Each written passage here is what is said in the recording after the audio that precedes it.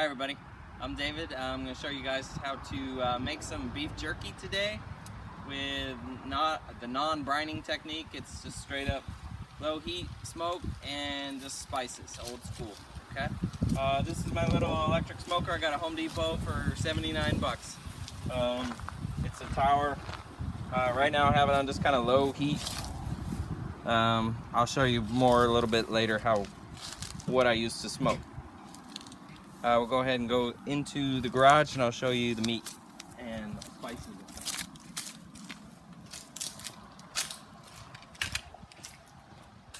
First off, make sure you wear some clothes you don't mind getting all stinky with smoke. For meat, I just go ahead, go to the grocery store. I get beef chuck shoulder. It's $4.27 a pound. And I have frozen it once I got home from the store for about an hour and a half, 2 hours. And there's a little bit of give there. It makes slicing on the slicer super duper easy.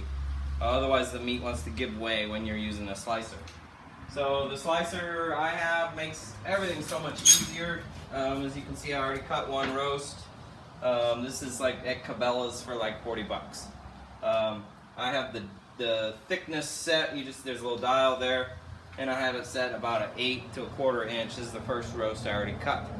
So I'll go. Make sure you trim all the fat off as much as you can. It kind of can have a funky flavor. Spices, I use just salt, pepper, garlic powder, and crushed red pepper. So on one side, I'll have all those trays and I'll just do fine ground salt and garlic powder. Not salt, but powder. And then pat it in, flip it over, and then do salt, a little bit of crushed red pepper depending on the spice that you want to get, and then coarse brown black pepper. Once you get them all set out, then they're good, and then you'll put them on the little smoker grill. What I use for smoke, I've already loaded this tray, unfortunately. I use Traeger wood pellets, and these are oak. And you can see this little tray it's actually a maze. It's called the Amazing Smoker. Got it on Amazon. I think it was $30. It has a hole here and a hole here. And so you light it with a blowtorch and let it burn for a couple minutes, and then blow it out, and then it'll smoke, and it'll slowly train down. If you do just one hole, it takes about 4 hours to burn, and it's 4 hours of good solid smoke. If you want a whole lot of smoke all at once, you can light both ends and let it burn, and they'll meet up at the end. I did notice that you do get a little bit of heat added to the process from this. I've done it just this and no heat on that grill, and it got it up to about 100 on a 60-degree day, so which was pretty good for smoking bacon. That's a different story. All right, so I'm gonna slice the rest of that meat, and then we'll pause and I'll get back. I've cut all the meat up, laid it out on the trays. I've already seasoned the other side. I just want to show you how much I put on. So after I season it, you pat it and then flip every piece over. And so now I'm gonna do, this is the kosher salt. I like to do it high up in the air. It kind of gets even dispersal and not too much. This is, it's not a measurement at all. It's just I like to experiment, and this has been just the right amount of salt, not too salty at all. All right, so there's that. Just a tiny bit of the red pepper.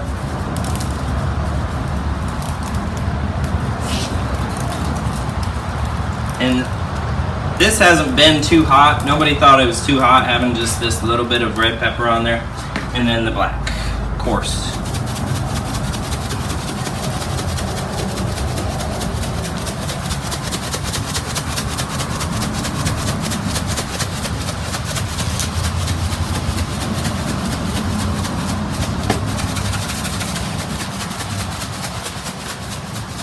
Next step is to hang it all up on the wire rack that goes above the smoke, and I'll show you that. But first I'm gonna go ahead and light this guy.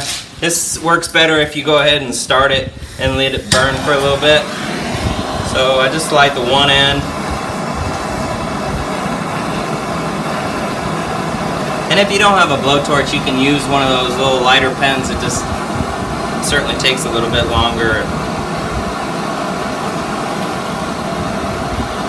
This little contraption I have is like 14 bucks at Home Depot. So,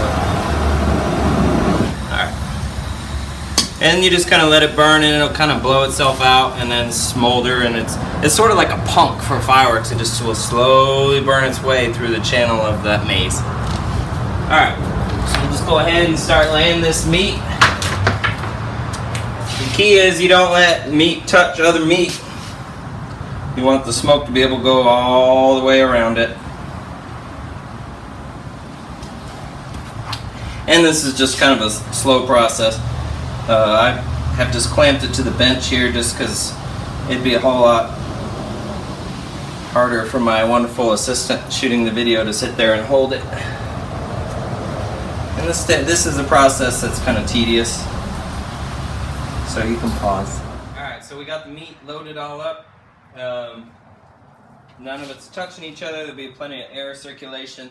If you have any little scraps in any grill room left, it's cool just to lay them on top. And then if you have any leftover pieces, you can always give them to your sweet poochie. Okay, so we're ready to go. My little smoker box here, you can see it's burning like the end of a punk kind of thing. Just blow it out, and there we go. So we're gonna put that on the smoker right now.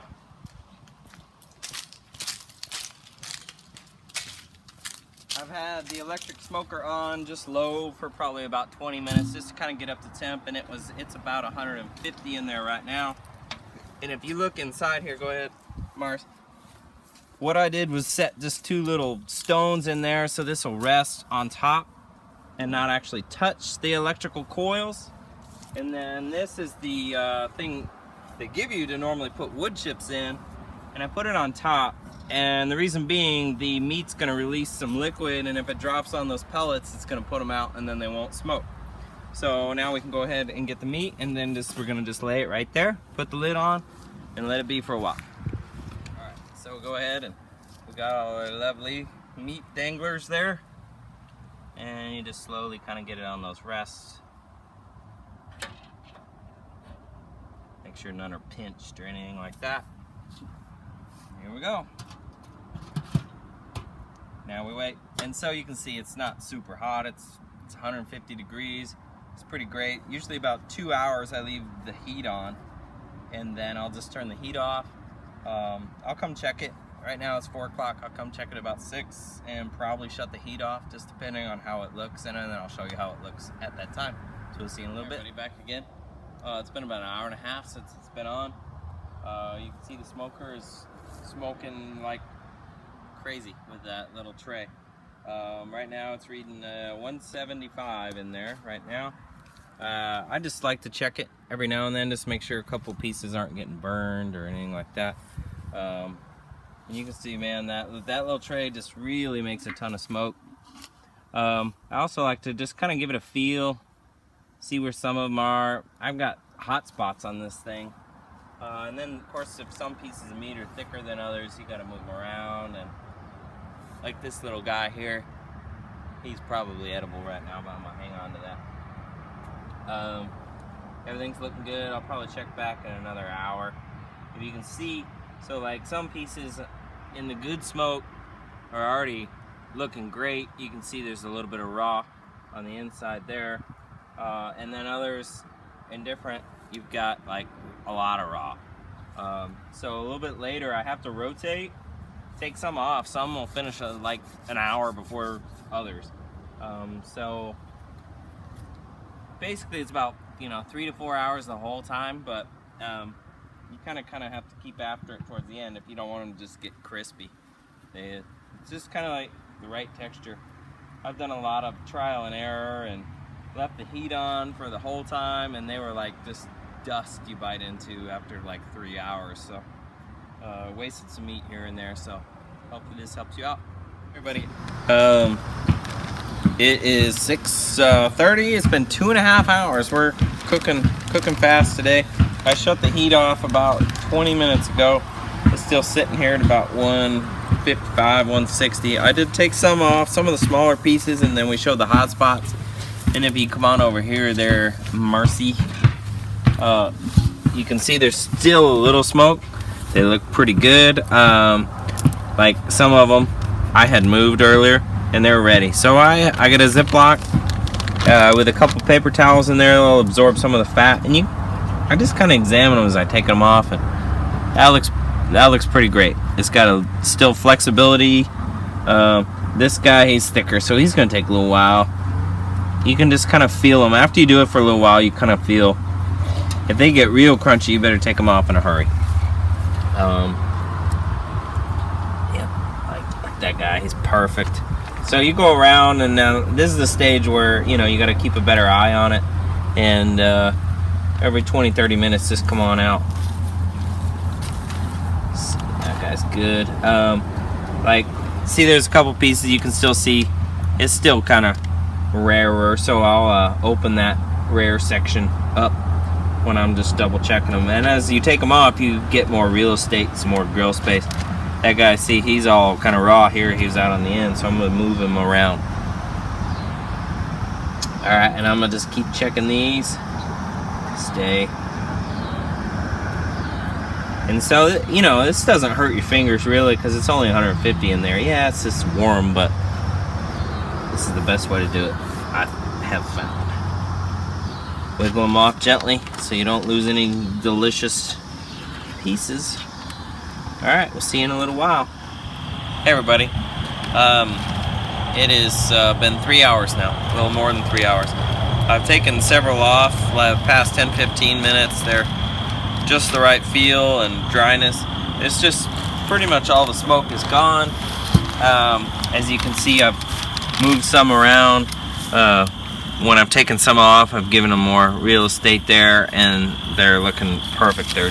Some of them are, you got crispy, and it's still a little bit pliable. As it sits in the bag and dries out overnight, that is exactly what you want. It's not going to be too dry. Before I let it get dry on the grill, and then once it got in the bag and dried out over a night, it was like crunchy, and everyone wasn't really a big fan. So these are perfect. They're all crispy, done. In just a second, I will take them into the garage where there's a little bit more light, and you can kind of see how they are. What I do is I put this couple paper towels in there. There's still a little warm coming off of here, and so they'll evaporate a little bit of liquid, and there's some a little fat juice on there from just the heating process, so that all absorbs all that. And when you take the paper out, like the next day, it's pretty yellow, and that it could have gotten gross if you left it without a paper towel. These are all super done. We'll go into the garage.